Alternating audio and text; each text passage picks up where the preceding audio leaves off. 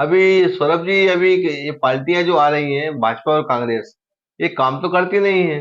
तो चुनाव के टाइम पे पैसों की दम पर ये जनता को गुमराह करके वापस जीतने का प्रयास करती है। इसके बारे में क्या कहेंगे आप?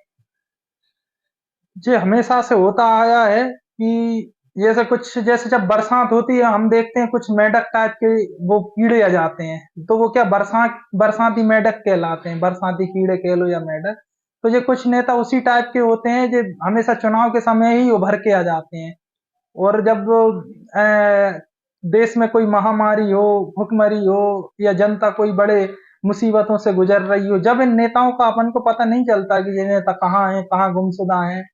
और आज मैं सुबह एक वीडियो भी देख रहा था, तो उसमें पता चला सुषमा स्वराज जी का एक वैसा बयान आया कि विदिशा में धूल उड़ती है, मैं विदिशा नहीं आऊंगी। बहुत पुराना वीडियो था। तो देखकर मुझे भी कहीं ना कहीं लगा कि ये केवल ये नेता चुनाव के समय ही आ सकते हैं। और रही बात पैसों के दम पर आने की, तो ये तो इन्होंने किया है। और ये किसका पैसा है? ये जनता की टैक्स का पैसा है, इनका स्वयं का पैसा नहीं है। असल में हर उस जनता को हिसाब मांगना चाहिए कि नेताओं के पास इतनी संपत्ति क्यों है। आज ईटी है, सीबीआई है, ये सारे लोग केवल गैर भाजपाइयों पर ही छापा क्यों पड़ रहा है? ढोलखेड़ी पे कितनी बड़ी डेयरी है लाखों करोड़ों की, क्या इनको वो नहीं दिखाई दे रही? जो व्यक्ति दूध के लिए मोहताज था एक समय, आज उसकी डेयरी है। इस तरीके से काफी ऐसी चीजें हैं, तो कहीं ना कहीं इनके पैसों पर भी छापामारी होना चाहिए, और जो सामने दिख रहा है उस पर तो कम से कम होना चाहिए। विदिशा का विकास तो कुछ हुआ नहीं है। और विकास सिर्फ हुआ है, सिर्फ ढोलखेली पे हुआ है, जो हाँ, शिवराज सिंह का फार्म हाउस है।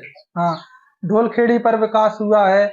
और क्या बोलते हैं, अभी भाजपा का एक 3 करोड़ का कार्यालय भी बना है वो, और उसमें भी विकास हुआ है।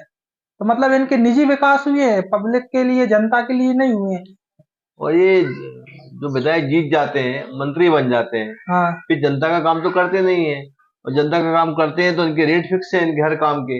हम्म। इनके पास जाओ तो अपने गृह क्षेत्र के लोग जनता की बात करते हैं केवल। इसके बारे में क्या कहेंगे? जैसे कोई रिवॉल्वर का लाइसेंस हुआ, इनके 4 लाख रुपए फिक्स है इनके। ये रेट फिक्स करते हैं मंत्री लोग।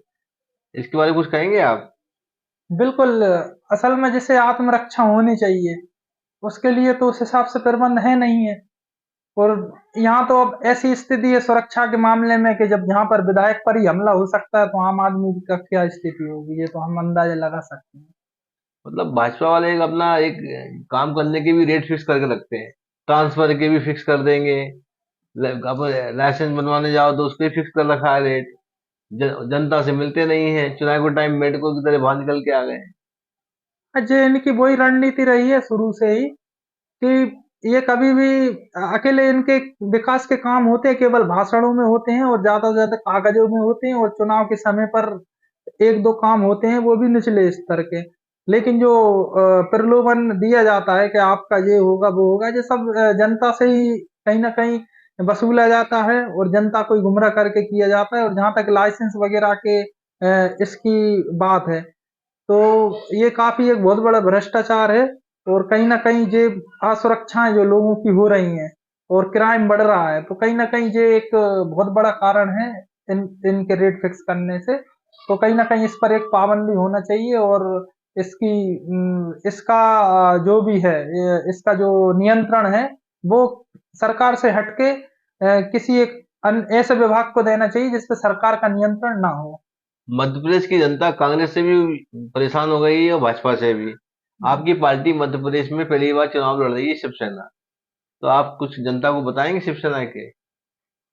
अब शिवसेना के बारे में तो जो जागरूक व्यक्ति है, जो जागरूक हिंदू है, ये सब लोग तो पहले से ही जानते हैं। और लेकिन मैं फिर भी बता देना चाहता हूँ, जिस नई पीढ़ी को गुमराह कर दिया है कि बाबरी मस्जिद भाजपा वालों ने गिराई है, तो ऐसा कुछ नहीं था। माननीय मैं आपको 1992 में ही ले जाता हूँ। 1992 में वो स्थिति थी कि राम मंदिर के नाम से बहुत चंदा किया भाजपा ने, और चंदा खा कर आज तक उसका हिसाब भी ये लोग नहीं दे पाए। उस चंदे का पैसा दिखाने के लिए इन्होंने एक छोटा मोटा रथ लगाया, और इनकी राजनीति उस चीज में चमकने लगी। हम 1992 में है, मैं आपको बताता हूँ। इनकी राजनीति चमकी, तो इन्होंने वहां पर कार सेवकों की भीड़ देखी, राम मंदिर के नाम पर इन्होंने देखा 1 लाख लोग आ गए हैं पहले दिन। मैं 1 दिसंबर की बात आपको बता रहा हूँ। दूसरे दिन वहां 2 लाख लोग आए, और 3 दिसंबर को वहां 3 लाख लोग हो गए, और 4 दिसंबर को वहां 4 लाख लोग हो गए, और 5 दिसंबर को वहां 5 लाख लोग हो गए। तो भाजपा और आरएसएस को लगने लगा कि यार हमारी तो वोट बैंक बन रही है, बढ़िया है, ये सब कुछ हुआ। लेकिन माननीय बाला साहब ठाकरे जी ने अपने कुछ शिव सैनिक वहां भिजाए थे, 1000-2000 शिव सैनिक थे, और माननीय बाला साहब ठाकरे जी ने उनको डायरेक्ट एक्शन के लिए कहा था कि तुम्हें वहां राजनीति नहीं करना है, वहां बैठना नहीं है। और वो 1000-2000 लोग आए और एक नारा लगाते हुए आगे बढ़े कि रामलला हम आएंगे, मंदिर यहीं बनाएंगे। और ऐसा कहते कहते वो धक्का मुक्की करके उस बाबरी मस्जिद की ऊपर चढ़ गए। जैसे ही बाबरी मस्जिद के ऊपर चढ़े, जब वो 2000 लोगों को देखकर वहां 5 लाख लोगों ने देखा कि ये 2000 लोग हैं, तो उनमें भी एक साहस हुआ, एक जोश भर आया। तो उन 2000 लोगों को देखकर 5000 लोग, वो पंडाल मंडाल जो भाजपा ने जो राजनीति के लिए लगाए थे, वो सारे फेंक फाक के तोड़ ताड़ के वो भी बाबरी मस्जिद की ओर दौड़ गए। तो ये दृश्य था। बाबरी मस्जिद पर जो चढ़े थे, वो पहले नंबर शिव सैनिक थे। उमा भारती ने खुद इसकी पुष्टि की थी कि उनसे अब उतरने का निवेदन किया जा रहा था। वो हिंदी नहीं समझ पा रहे थे क्योंकि वो मराठी बोल रहे थे, और मराठी यानी कि वो शिव सैनिक थे। इसकी पुष्टि उमा भारती ने की है। अगर कोई मुझसे प्रमाण मांगे तो मैं प्रमाण भी दे दूंगा। तो आपकी ये पार्टी किसके चेहरे पर चुनाव लड़ रही है? हमारी पार्टी माननीय श्री माननीय बाला साहब ठाकरे जी के चेहरे पे चुनाव लड़ रही है। उनकी विचारधारा पे कार्य करेगी, और स्थानीय आरक्षण की बात करेगी, और स्थानीय आरक्षण के लिए, स्थानीय युवाओं के लिए, स्थानीय महिलाओं के लिए सुरक्षा प्रदान करेगी। और हर रथ पे जो माननीय बाला साहब ठाकरे जी ने मुंबई के लिए किया है, मुंबई महाराष्ट्र के लिए, वो शिवसेना